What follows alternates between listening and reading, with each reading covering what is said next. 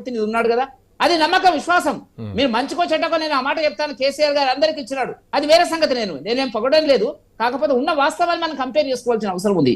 ఇవాళ రైతు బంధు వీళ్ళు అంటున్నారు కదా, రైతు భరోసా ఆల్రెడీ పంటలు అయిపోతున్నాయి, ఇక్కడక్కడ కరువు ఉన్నప్పటికీ కూడా దాని గురించి నిర్ణయం లేదు. ఉద్యోగస్తులకు 5 డిఏలు బాకినారండి. చరిత్రలో 40 ఏళ్ల పాలనలో వెంకటరెడ్డి గారు మీరు అన్న పాయింట్స్ అన్ని ఉన్నాయి. గతంలో జరిగినటువంటి అన్యాయానికి రిజల్ట్ గానే కాంగ్రెస్ పార్టీకి ప్రజలు సో ఇప్పుడే కదా కొన్ని కొత్త కంపెనీస్ వెళ్ళారు. ఏం మాట్లాడతారండి? మేనిఫెస్టో మీ 10 ఏళ్లలో బీజేపీ చేసింది చెప్పు, ఏం మాట్లాడతారండి?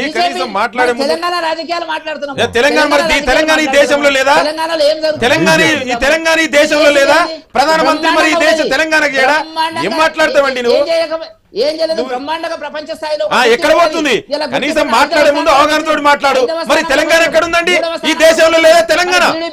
ఏం మాట్లాడతామండి? మేము హామీలు ఎన్ని అమలు చేసినా చెప్తా విను. మేము వేల మహిళలకు ఉచిత బస్ ప్రయాణించాం, 500 రూపాయలకే గ్యాస్ కనెక్షన్ ఇస్తాం. దీంట్లో అనుమానాలే వ్యక్తం చేస్తున్నారు. మహిళలకు ఇవాళ 500 రూపాయలకి గతంలో మీరు ఎంత ఇచ్చారండి? గ్యాస్ కనెక్షన్ యూపీఐఎంలో ఎంత ఉంది, ఇవాళ ఎంత ఉంది? ఇవాళ తెలంగాణ 500 రూపాయలకి గ్యాస్ కనెక్షన్, రాజీవ్ ఆరోగ్యశ్రీ 10 లక్షలు, ఇందిరమ్మ ఇల్లు మననే స్టార్ట్ అయింది. ఏం మాట్లాడతారండి మీరు? ఇవాళ రైతు భరోసా ఇచ్చారు, రైతు బంధు ఇచ్చారు, ఇవాళ మొన్ననే రుణమాఫీ చేశాం, 31,000 కోట్ల రూపాయలు ఇవాళ ప్రభుత్వం కేటాయించింది. నీకు చర్చ లేకపోతే చర్చ సబ్జెక్ట్ మీద మాట్లాడు. కోడిగుడ్డు మీద ఈకలు దయచేసి ఏ రకండి ఏం చేసామండి? గతంలో లెక్క చెట్లు పుట్టలకు ఇవ్వాలన్నా మరి చెప్పండి. మీ చెట్లు పుట్టలకు రైతు బంధు ఇవ్వాలన్నా చెప్పండి. నేషనల్ హైవేలకు, రియల్ ఎస్టేట్ కంపెనీలకు, బ్రోకర్లకు, మల్లారెడ్డి లాంటి వ్యక్తులకు రైతు బంధు వల్ల ఏం మాట్లాడతారండి? నిజమైన రైతులకు న్యాయం జరుగుతుంది అంటే అదే మీరు చెప్పారా? దమ్ముంటే చెప్పాల్సింది. మీ 10 ఏళ్లలో మీరు చేసినది చెప్పండి. మీకు దమ్ముంటే రైతుల మీద కాల్పులు జరిపారు, మీరు మాట్లాడతారండి? కనీసం అవగాహనతో మాట్లాడే ముందు ఏం చేసిరో 10 ఏళ్ళ మీ చరిత్ర తెలుసుకో. మీ చరిత్ర తెలుసుకో. రైతుల మీద కాల్పులు జరిపింది ఎవరండి? రైతులకు వ్యతిరేకంగా నల్ల చట్టాలు తెచ్చింది ఎవరండి? నీకు దమ్ముంటే మీ మోడీని ప్రశ్నించు. ఆప్కే బాద్ 400 నుంచి ఇవాళ 240 సీట్లు వచ్చినాయి. ఇప్పటికైనా మారండి.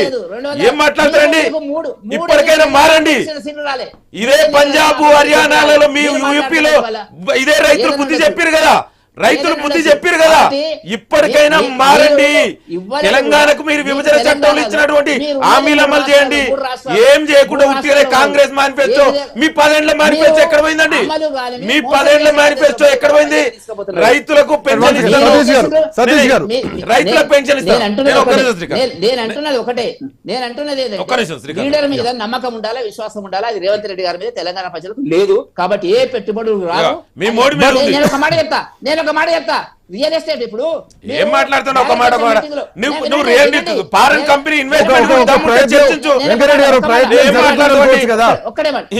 నమ్మకం లేదన్న పాయింట్ కి నమ్మకం కల్పించుకునే దిశగా అడుగులు పడుతున్నాయి అనుకోవచ్చు కదా. శ్రీకాంత్ గారు ఒక్క మాట చెప్పి ఇస్తాం. మిత్రులు రాగమనండి, బేగర్గంజ్ సమావేశం లోపల గౌరవ ముఖ్యమంత్రి గారు ఏం మాట్లాడి తెలుసా?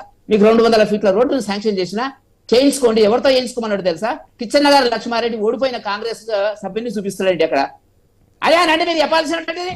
ఓడిపోయిన సభ్యుడికి ఏం సంబంధం అండి అక్కడ? నువ్వు చెప్తే ఇక బీజేపీ నీతులు దయచేసి బీజేపీ చెప్పకండి. నవ్వు వస్తుంది. మీరు మాట్లాడితే గుండె మీద చేసుకొని మాట్లాడండి. మీరు చేసుకొని మాట్లాడండి. ప్రజాస్వామ్యం మీద, రాజ్యాంగం మీద నమ్మకం లేని వ్యక్తులు నువ్వు మాట్లాడటం ఏందండి? కనీసం బీజేపీ దేశంలో ప్రజాస్వామ్యాన్ని గౌరవించిందండి 10 ఏళ్లుగా. ఎలక్ట్ అయిన ప్రభుత్వాన్ని కూలదోసింది. ఏం మాట్లాడతావండి? ఇప్పుడు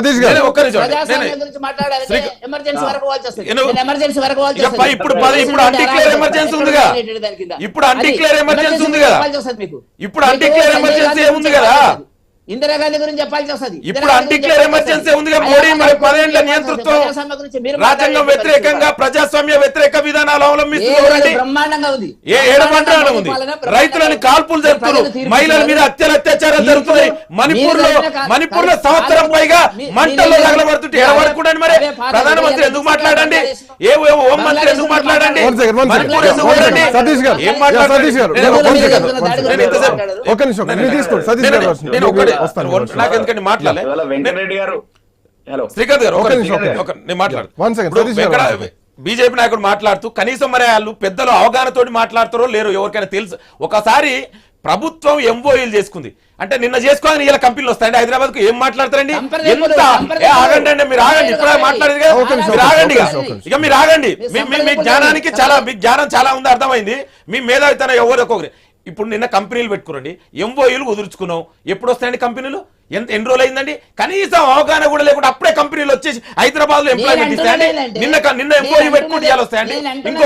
ఇంకొకటి ఆగండి, అరే వస్తున్నాయండి, వచ్చిన తర్వాత చెప్తాం, డెఫినెట్ గా చెప్తాం. ఈ ప్రభుత్వం బరాబర్ ట్రాన్స్పరెన్సీ ఉంటుంది. ఇది ట్రాన్స్పరెన్సీ ప్రభుత్వం. మీ లెక్క బీజేపీ లెక్క మాట ధోరణి, బీజేపీ లెక్క చేయదు. చేస్తున్నారు, సంప్రదింపులు జరుగుతుందో, ఒప్పందాలు జరిగినాయి.